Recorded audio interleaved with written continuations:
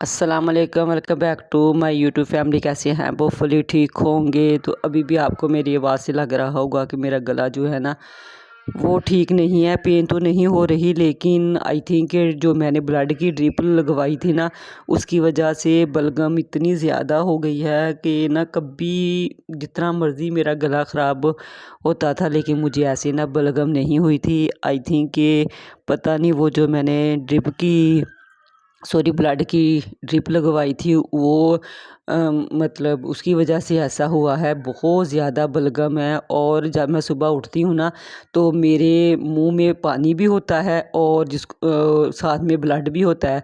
ये तो वैसे ना काफ़ी 3-4 सालों से ऐसा मतलब ये मसला है मेरे साथ। मैंने अक्सर डॉक्टर्स को भी चेक करवाया है। वो समझते हैं पता नहीं ये नॉर्मल गला ख़राब की वजह से है, वो वही मेडिसिन दे देती हैं, हालांकि फ़र्क नहीं पड़ा। तो आप लोगों से रिक्वेस्ट है, अगर आप लोगों को पता है इसकी कोई मेडिसिन या ये किस वजह से निकलता है ब्लड मेरे, अगर मैं मतलब 11 बजे सोई हूँ ना, मैं 2 बजे उठी हूँ तब भी मेरे मुंह में पानी होगा, और अगर मैं वो फेंकने जाती हूँ ना वॉशरूम में तो वो साथ में ब्लड होता है, चाहे थोड़ा हो ज़्यादा हो। लेकिन ये है कि जिस दिन गला ख़राब होता है तो ब्लड ज़्यादा होता है।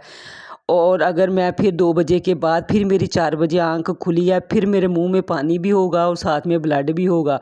और उसके बाद यानी मेरा कहने का मतलब ये है कि रात जितनी दफ़ा मेरी आँख खुलेगी ना उतनी दफ़ा ही मेरे मुंह में पानी होगा।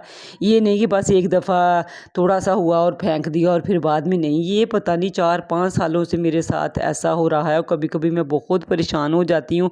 कभी मैं कहती हूँ पता नहीं कोई कोई कहता है कि ये मैदे में तेज़ाबियत की वजह से है, हालाँकि मुझे तेज़ाबियत तो नहीं लगती, क्योंकि मैंने कभी भी चटखारे वाली गरम ज़्यादा स्पाइसी चीज़ें, गरम मसाले वाली, आप भी अगर मेरी वीडियोस स्टार्ट से देखेंगी ना या देख रही हैं तो आपको भी पता चलेगा कि वाकई मैं ज़्यादा स्पाइसी मिर्च वाली या की हुई चीज़ें या बाज़ार के खाने मैं 100 में से ना 1% खाती हूँ। अब यकीन करें कि मैं इतनी मतलब चटखोरी नहीं हूँ और ज़्यादा स्पाइसी चीज़ जो है ना वो मुझसे खाई भी नहीं जाती। इवन कि अक्सर आपने देखा होगा कि अगर मैं कोई ऐसी रेसिपी भी बनाऊँ ना तो उसके अंदर मैं सब्ज़ मिर्च, काटी हुई सुरख मिर्च बहुत कम डालती हूँ।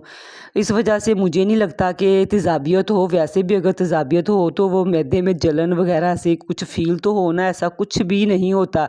और हालांकि पेन भी नहीं होती गले में पेन तभी होती है जब गला ख़राब हो और फील होता है कि हाँ पेन है उसका। तो चलो मैं कहूँ कि जी मेरा गला ख़राब है इस वजह से, लेकिन आम रूटीन में भी अगर गले में पेन भी नहीं हो रही, कुछ भी नहीं है, मुझे नज़ला ज़ुकाम भी नहीं है, तब भी मुंह में थूक आना जो है ना दिन टाइम नहीं होता। दिन टाइम सारा दिन जो है ना वो बिल्कुल भी ऐसा नहीं हो, एक ड्रॉप भी मेरे मुंह में नहीं होगा पानी का। लेकिन ये है जैसे ही मैं सोती हूँ ना रात टाइम, तो फिर पता नहीं क्यों बार बार 2-3 दफ़ा तो मेरी आँख ज़रूर खुलेगी। वो तो वैसे ही मुझे ना नींद भी मेरी बस ऐसी ही होती है कि 2-3 दफ़ा मेरी आँख ज़रूर खुलेगी 2 ढाई घंटे बाद।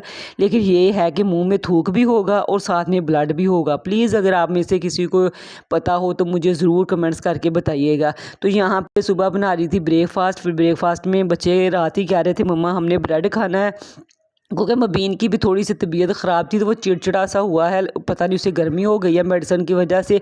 वो भी रोटी वगैरह तो कुछ भी नहीं खा रहा, ना रोटी चावल खिचड़ी वगैरह, तो बस ज़िद कर रहा था कि मुझे रात ही सैंडविच बना के दें। तब 9 बजे का टाइम था। फिर मैंने इतनी मिन्नत की उसकी, मैंने कहा मेरा बेटा वैसे ही आप ना मेयोनीज़ लगा के खा लो, सुबह इंशाल्लाह तुम्हारे उठने से पहले सैंडविच बने होंगे। तो बस वही अपना प्रॉमिस पूरा किया, सुबह इन दोनों को सैंडविच बना के दिए। फिर एक बच्चा बीमार भी हो ना, उसने जो खाना है वो ही दूसरे बच्चे ने खाना। ईमान भी रात फ़ौरन मम्मा मैं भी फिर खाऊंगी, मैं भी उतने ही लूँगी। तो बस अपने लिए आलू वाला पराठा बनाया चाय के साथ और बच्चों को चाय के साथ ये सैंडविच बना दिए। मैंने कहा चले, इसने फिर सारा दिन कुछ भी नहीं खाना था।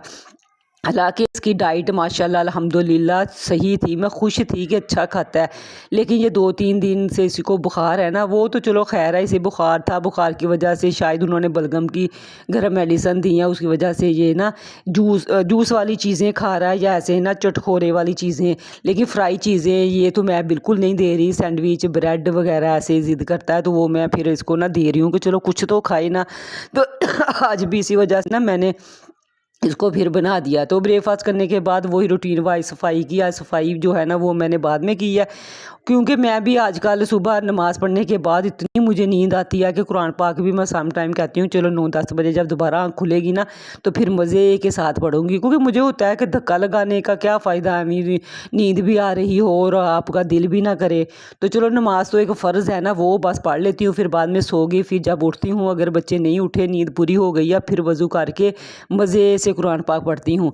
तो यहाँ पे फिर नाश्ता करने के बाद दोपहर की सफाइयाँ की, 1-1:30 बजे के ऑल राउंड शावर लिया, कपड़े चेंज किए, बच्चों के चेंज करवाए, ज़ोहर की नमाज़ पढ़ी, फिर बच्चों को पढ़ाई ट्यूशन। और यहाँ पे बच्चे पढ़ते हैं तो इस वजह से काफ़ी ये भी मैस था। और ये जो आपको डिब्बा या क्या बोलूँ इसको, अलमारी सी नज़र आ रही है ना, तो ये ऊपर बड़े कमरे की जो थी ना टीवी, वो सॉरी टीवी ट्रॉली, उसका एक साइड वाला मैंने पोर्शन उतार दिया था ना ब्लैंकेट, विंडो ब्लाइंड लगाने की वजह से। तो वो मैंने इधर कॉर्नर पे रखा था, लेकिन मुझे पता ही नहीं कि यहाँ पे ना सैलाब की वजह से ना ये थोड़ी गीली गीली भी और ना ख़राब हो रही थी। फिर मैंने इसको खींच के मैंने कहा चले इसको ना दूसरी जगह पे शिफ्ट कर देती हूँ, यहाँ पे खुश्क जगह हो। तो या इस बेसमेंट में इतनी ज़्यादा सैलाब की वजह से ना ये जो पैलिंग मैंने करवाई हुई है ना वो भी नीचे से पट्टी जो है ना पानी की वजह से वो उतर रही है। पता नहीं अब इसकी समझ नहीं आती है भी बेसमेंट, कुछ कर भी नहीं सकते तोड़ फोड़, तो इस वजह से ना समझ नहीं आती। इसकी जो ये बैक साइड है ना जिधर ये 2 सोफ़े पड़े हुए हैं छोटे, तो ये इधर ना काफ़ी सैलाब रहती है। तो मेरे ज़हन में भी नहीं था, मैंने ये लकड़ वाली अलमारी इधर रख दी। तो आज फिर मैंने जब देखा ना इसको उठा के इसके नीचे से सफाई करने लगी, 1 महीना पहले की रखी हुई है, तो फिर मैंने इसको घसीट के ना तो एक साइड पे किया। अब बेसमेंट में जो है ना वो 1-2 दिन से हम नहीं सो रहे, ऊपर ही बच्चे कहते हैं मम्मा चले ऊपर ही सो जाते हैं।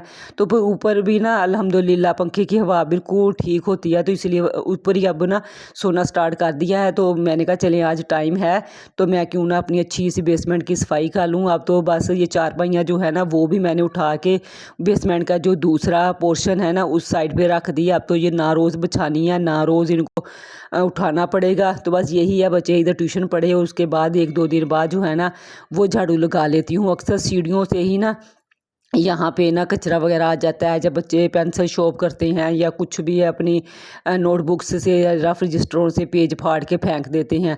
तो इस वजह से मैंने कहा चलें आज ना अच्छी सी सफाई कर लेती हूँ। इस इधर की चादरें और पिलो और सारा कुछ जो भी था ना ब्लैंकेट वगैरह वो सारा मैं ऊपर मैंने भिजवा दिया था। ईमान मुबीन को कहा था इन्हें ऊपर ले जाओ, आपके इनकी ज़रूरत नहीं है। और ये जो चारपाइयाँ हैं वो भी फिर मैंने ना पिछली छोटी जो थी वो मैं ऊपर ले आई थी। मैंने कहा चले ऊपर ना टेरेस में बिछा के कोई बैठ ही जाता है। तो बाकी जो बड़ी थी वो नीचे फिर ना छोटे वाले पोर्शन में मैंने बेसमेंट में ही मैं रख के आ गई। तो यहाँ पे झाड़ू लगा के मैंने लगा लिया पोछा। ये अल्लाह का शुक्र है, बेसमेंट का भी इतना फ़ायदा है, इतना फ़ायदा है कि 2-2.5 महीने तक मतलब मार्च का लास्ट वीक जो था ना तब हम आए थे नीचे, तब ना पंखों की हवा थोड़ी गर्म लग रही थी। तो लेकिन ये है कि बेसमेंट में जब हम आते हैं ना अप्रैल का मंथ तो ऐसे ठंड लग रही होती है कि ब्लैंकेट के बगैर सोया ही नहीं जाता। और फिर आ जाता है मई, मई में भी मतलब 12 बजे के बाद ना ठंड लगना स्टार्ट हो जाती है। लेकिन जून में भी बेसमेंट तो ठंडी होती है लेकिन ब्लैंकेट लेने की ज़रूरत नहीं होती। और जुलाई का महीना भी हम तकरीबन 22-23 तारीख तक इधर ही सोए हैं।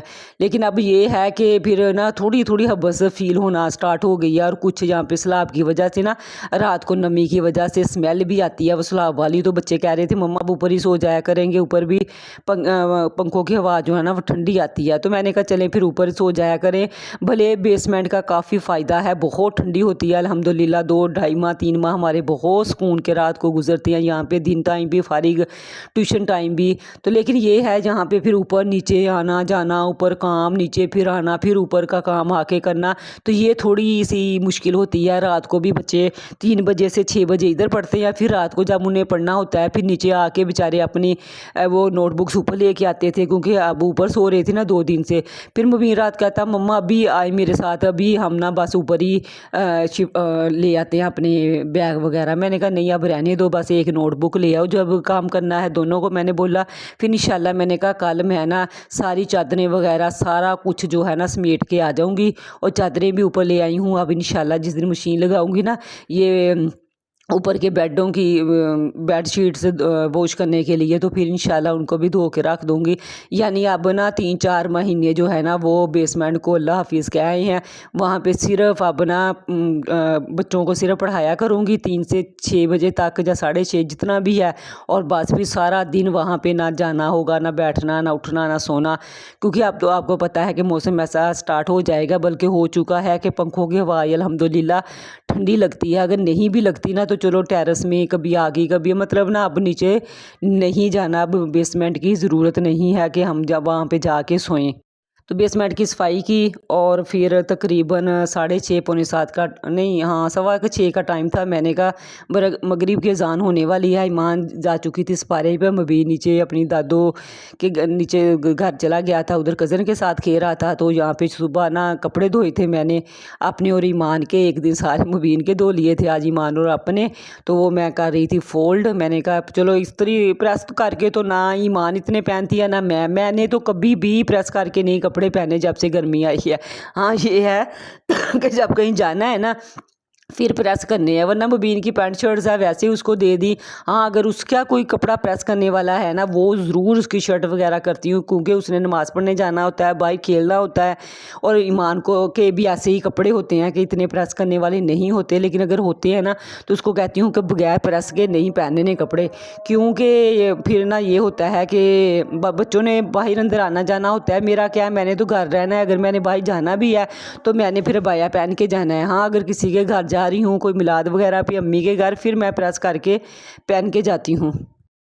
बस यहाँ पे ना कपड़े प्रेस करने के फ़ौरन बाद मैंने कहा चलें टाइम हो गया है वीडियो के अपलोड करने का। आज बल्कि लेट ही हो गई हूँ, वरना मैं तकरीबन 1-1:30 बजे तक काम ख़त्म करके ना तो वीडियो अपलोड भी कर लेती होती थी, लेकिन आज फिर मुझे लेट हो गई है। मैंने कहा चलें अज़ानें आप सुन रहे होंगे, शायद आवाज़ आ रही हो, मगरिब की अज़ान होना स्टार्ट हो गई है। तो अब पढ़ूँगी मगरिब की नमाज़, उसके फ़ौरन बाद जो है ना वो अपनी वीडियो जो है ना वो अपलोड करूँगी, इसका थंबनेल बनाऊँगी और इसका एडिट वगैरह तो मैंने कर ली है। और अपने कपड़े प्रेस किए, ईमान को कहा अपनी और मुबीन के जाके कपड़े रखो। इसी के साथ वीडियो को एंड करती हूँ। अल्लाह हाफिज़।